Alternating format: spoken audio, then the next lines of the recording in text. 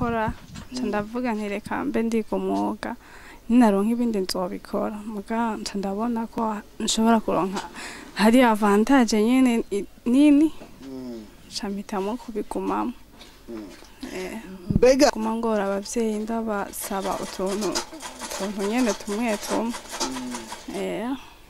mbega umaze gutangura uno mwuga hoho abavyeyi babwiye kugiye kwiga gushona bavyakiriye gute bavyakiriye neza ahubwo nibo bana bimfashijemo ko je nta mahera oya je nashira imbere gusa ko nifuza kumenya nta kindi by'abasore sinigeze ndabishira ku mutima ego mbega uyu mwuga umaze gukura mwiki ndamaze kubukuramo ikintu kinini cyane kuko ego aho ngeze nyene ndashima Imana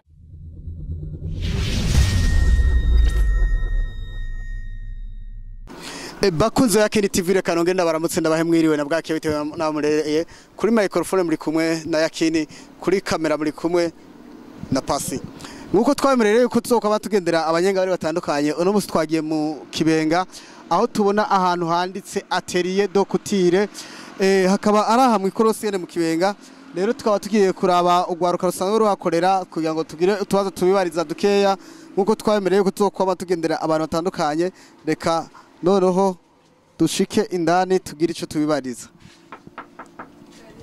murakoze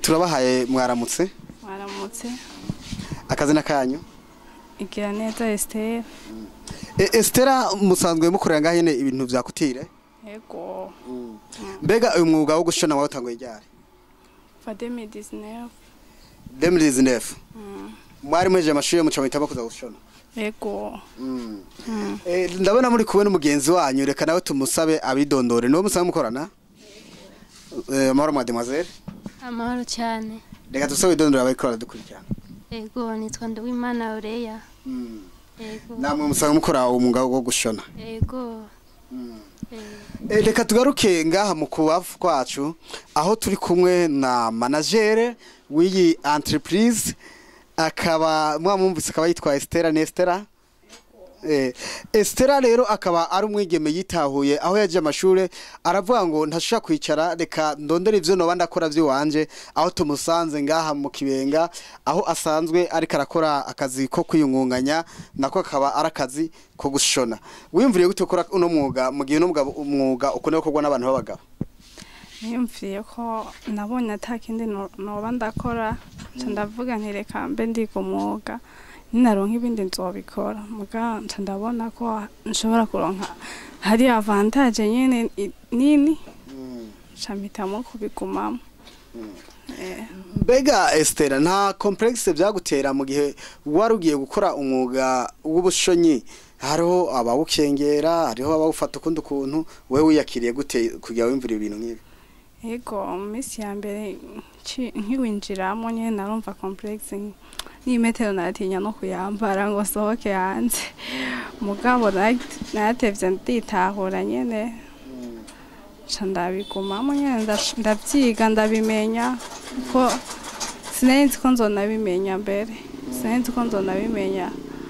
ariko mu nyuma maze kubimenya naciye ndabikunda ndabikunda biranjamo nyene yego urumva 2019 niho watanguye uno mwuga mbega uno mwuga woba ukumariye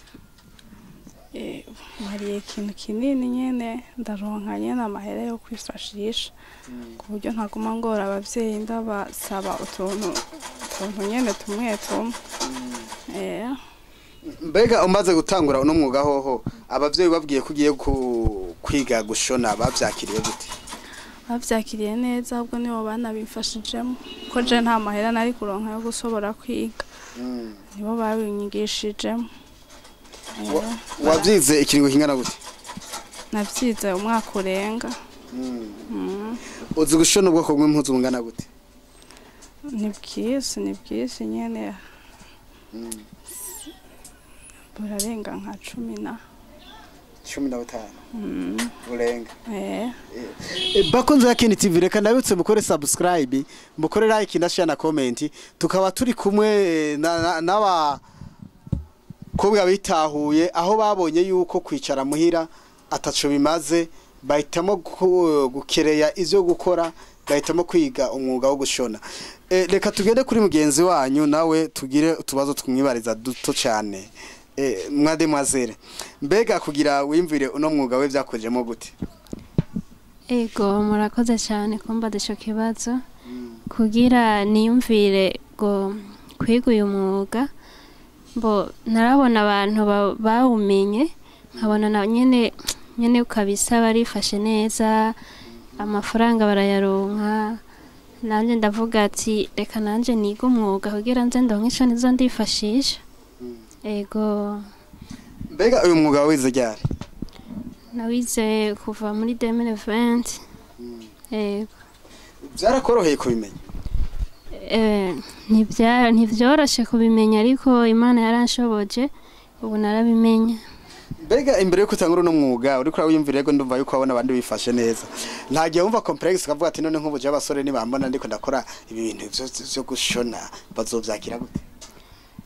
Oya je nashira imbere gusa ko nifuza kumenya nta kindi by'abasore sinigeze ndabishira ku mutima. Ego mbega uyu mwuga umaze gukura mwiki? Ndamaze kubukuramo ikintu kinini cyane kuko ego aho ngeze nyene ndashima Imana. Umaze gukora ikintu kinini utashobora kuvuga kuri kamera ariko urumva kiriho? Ego kirahari. Ego mbega umaze gutangura uno mwuga umaze kwigisha nawe abantu bangahe? Mbo barasohotse baragera kuri 3. Ego maze kuvyara abana 3 bose kandi barametiriza neza? Ego nawe uzushona inshono zingahe? Ni nyinshi ni nyinshi cyane zirarenga nka 15. Ego reka tugaruke kwa Estella. Esther umaze kugura ahandi baza ko ari wawe? Yego. Umaze kugura iyi entreprise yawe nize ntambamye wakonze guhura nazo? Misi ya mbere nashaka kubura n'amahera yo gupanga kubera ntari bwamenyera akarere. Mugabo uko nagenda menyera abakiriya bagenda baraza buke nyene bamenyera ubu nta ngorane mfise. Ubu nta yindi ntambamye. Ubona ni ntambamye agafaranga urakabona? Hariho akageso kenshi abantu benshi bakunda kwidogera abatayeri aho usanga babaha ibintu byo bitangere ku gihe. Mbega iyo ngorane namwe yoba ikunda kwashikira? Oya ubu wese kenshi mugambo byagushikana? Mbere nyene byanashikira kubera ko akazi karashobora kukubana kenshi gaca usanga nyene byagoranye. Akenshi mutayeri yabonye amafaranga aje mu nyuma ngo bafite ingorane yuko aca afata yandi karashona agashaka ku ruhande hama agaca tora yayindi bazanye ubwo nyene agaca ashinga ku rushinge hama sohotse agaca yikura ko nayo izo zoba rukuri? Oya birapana n'umuntu nawe barabikora? Oya navyo nakoze. None ko iyo myidogo y'abakiriya usanga bidogera abatayeri mwe muvyakira gute canke mwanura iki abandi abatayeri baba bafise ico kibazo? Iyo umukiriya aje ukabona nyene ko yashavuye nawe vyashitse ushaka kumusaba imbabazi uti nukuri pardon vyashitse catumye nta gushonera impuzu yawe vyagenze ukuntu ibyangoye nibi umubwije ukuri vraiment umukiriya aragutahura kabisa uko arazi ko umuntu nawe ko nta muntu yamakora ibintu bigororotse kandi uzokwamukora ibintu vyiza misi yose hari gihe bishika nyene.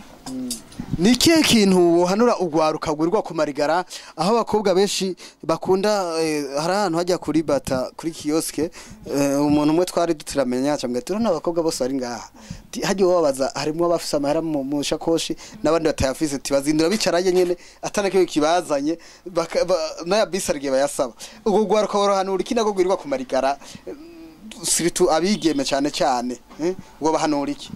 nabo bahanura kubiheba bakabivamo bakiyongonganya bakaraba utuntu bashobora gukora ari nko kwiga umwuga canke bakarondera utuntu badandaza muga bakareka kuguma bicaye ku marigara adafise ico bakora kuko ugwaruka natwe turashoboye murashoboye turashoboye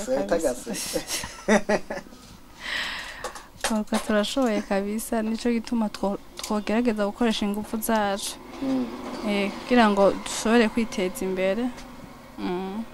Turabona umuntu yicaye ngaha yoba ari umukiriya wayo yaruhateramiye nyene muzo mugena bazo kwiga umwuga nawe arafise ivyo ariko arakora. Bakunze Kandi TV reka ngenda babwire mukore subscribe like na share na comment twongera gusubira ku mwigeme wacu reka twibutse kakazina ninde nitwa Nduwimana Oreya. Oreya rero aratanguye gukora akazi k'igitayeri arigishije wa mbere arasohotse noneho uno munsi ufise gahunda izihe kugira ngo ushobore guteza imbere ugwaruka gwishi ku rutugo wasoye mbere.